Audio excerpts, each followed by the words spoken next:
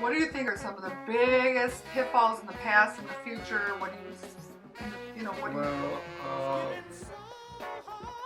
you know, it's something when you can talk about things happening and you're a part of what's happening and you're not going by what you heard or what you think you might know, you're going by what you experienced. And my experience is at times it's a hard thing for the entertainment business because when the times change, the whole system of the music business has changed, you know. What do you mean? Well, you know, times changed, and like, you know, we went through the rock and roll era, the psychedelic era, where, you know, it was basically a real drug-ridden situation.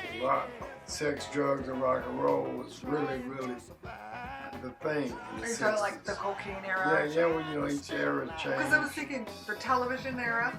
Yeah. You know, there was the radio, then there was the TV, and then radio had its comeback and it switched from AM to FM, and those type of times changing. That's right. That's what and I'm then saying. The video, what is that song? Video kills the TV star, whatever it was. Yeah. Radio star, video killed the radio star, and all that going on, and then now we've got internet, which has completely allowed us to fund ourselves. So I think, to me, a big pitfall is money, I guess. Well, you know, money, that's always a big part of it. But the system is when everything changes, and everything must change. So the change, okay, let's just take the last 16, 17 years real strongly, earlier than that, but real strongly, the internet within the music business, you know. It's been like, I mean, tremendous, you know. It's been helpful and it's been very hurtful for some artists, you know. And it's been very helpful for some artists, you know, because with the internet, it's a great, hugely great promotion tool. Self-promotion, right? Yeah. Shameless self-promotion. You know, that was like the biggest frowned upon thing in the world. You couldn't get over in the business. That's why you hired agents. That's why you hired, you know, publicists. And that was another change because obviously it usurped the market in all journalism and everything. You know why? You gotta have that. Because you can't go in and say, look at me. Hey, Bibi is the greatest. I mean, I'm the greatest. So you need to hire her now. You know, you need to buy this record right now and hire her right now because she is the greatest. And if you promote yourself, you gotta say, Bibi, I'm Bibi, I'm the greatest. No one is as good as me. And you can't do that. Look, I was driven into the industry because of this artist right here, Harvey. Now that's not true, but I'm saying I am behind this music. And I want to sell it to you. And that's what you need. Somebody, you need an agent. Now with all this shameless self-promotion going on, now we've lost agents. We've got the biggest agencies crumbling in the United States. I don't want to get real negative, but that's been people. I think people they're like they don't even realize they have to spend money in the business. It's not. They need to be working and putting money away to, you know, and use it for marketing. And you said you brought up a good point last week. People want to pay for the studio, but they don't even realize they have to come up with marketing money.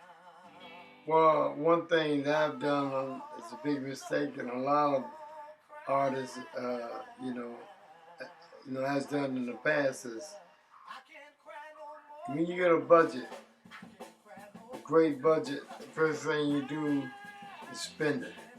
You know, I mean.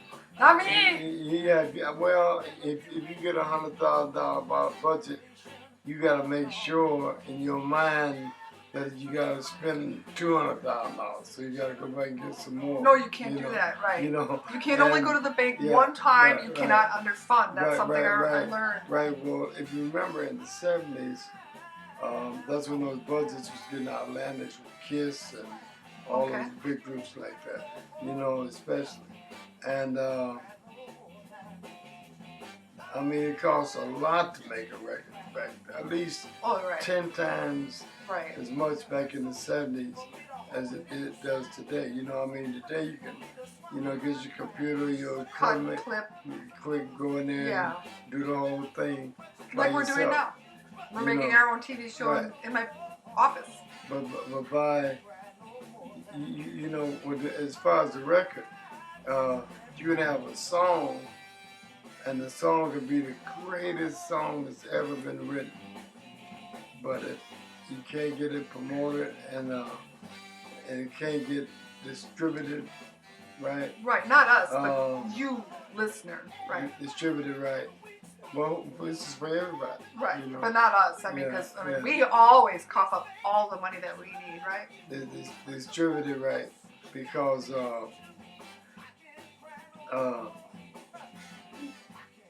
if the records are hot in Chicago, that's going to do great for a while. In the city, we'll say Chicago, but if it can play in New York, Chicago, L.A., D.C.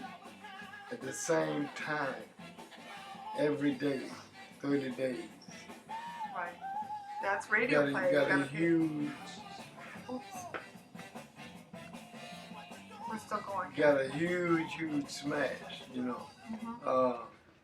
when that happens, and that takes promotion and promotion dollars too,